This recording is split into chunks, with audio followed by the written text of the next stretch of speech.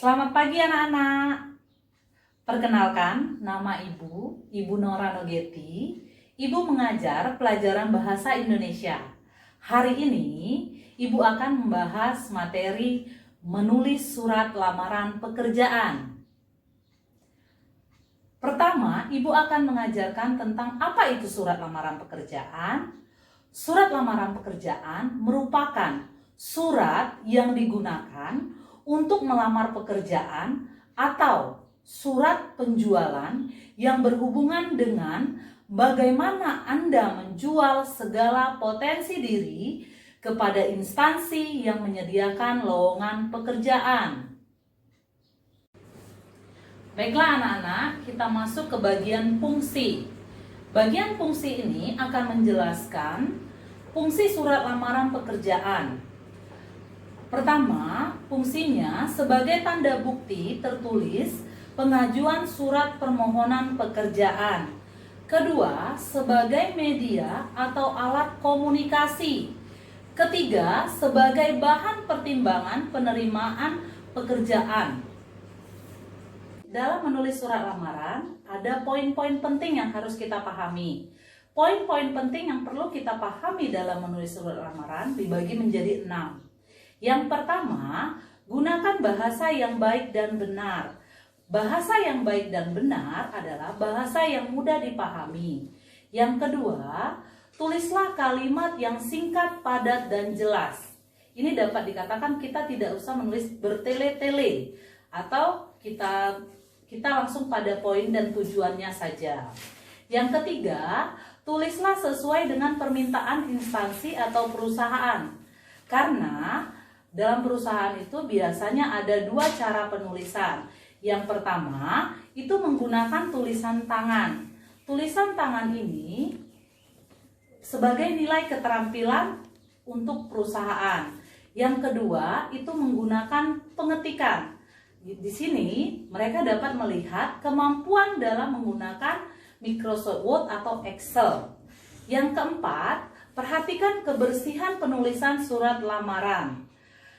Dari kerapian atau kebersihannya bisa terlihat terbentuk sebuah karakter pribadi seseorang. Yang kelima, isi secara jelas data diri dan informasi pribadi Anda. Keenam, tambahkan sertifikat pendukung untuk menambah nilai Anda pada instansi atau perusahaan yang membuka lowongan pekerjaan. Biasanya ini disebut dengan CV diri sendiri. Menurut jenisnya, surat lamaran dapat dibagi menjadi 2. Yang pertama, surat lamaran pekerjaan yang digabung dengan riwayat hidup atau disebut dengan CV ya nak, riwayat hidup. Yang kedua, surat lamaran pekerjaan yang dipisah dari CV atau riwayat hidup.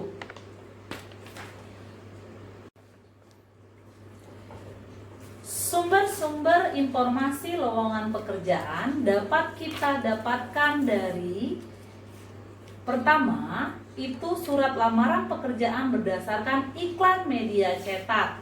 Kedua, surat lamaran pekerjaan berdasarkan informasi media online atau bisa dikatakan media elektronik lainnya. Yang ketiga, surat lamaran pekerjaan berdasarkan informasi dari orang lain.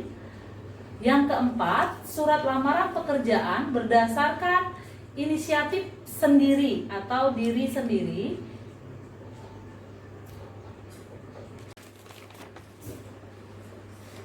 Baiklah, berikut Ibu akan sajikan surat lamaran pekerjaan serta kita akan membahas secara langsung sistematika tentang penulisan surat lamaran pekerjaan. Silahkan anak-anak melihat dan kalian memperhatikan apa yang Ibu jelaskan satu persatu.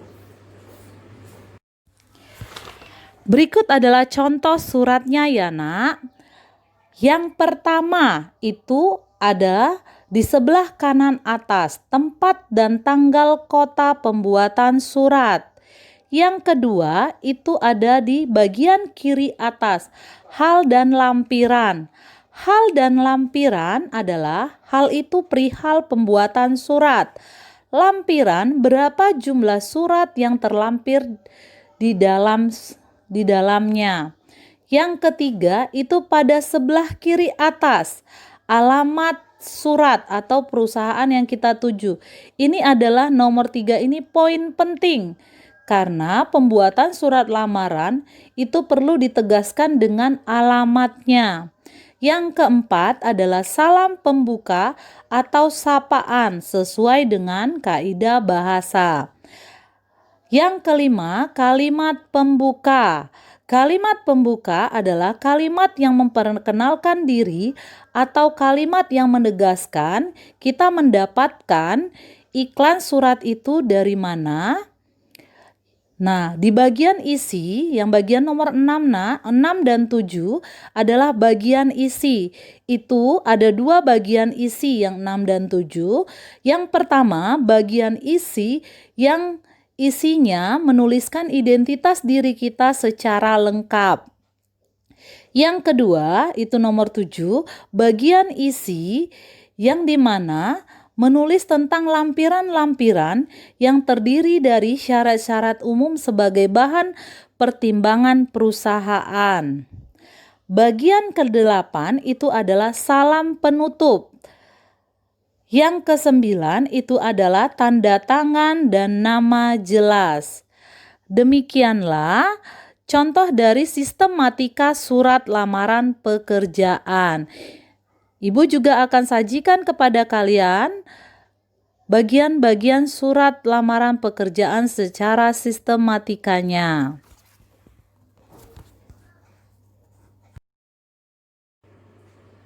Demikianlah pembelajaran kita tentang menulis surat lamaran pekerjaan.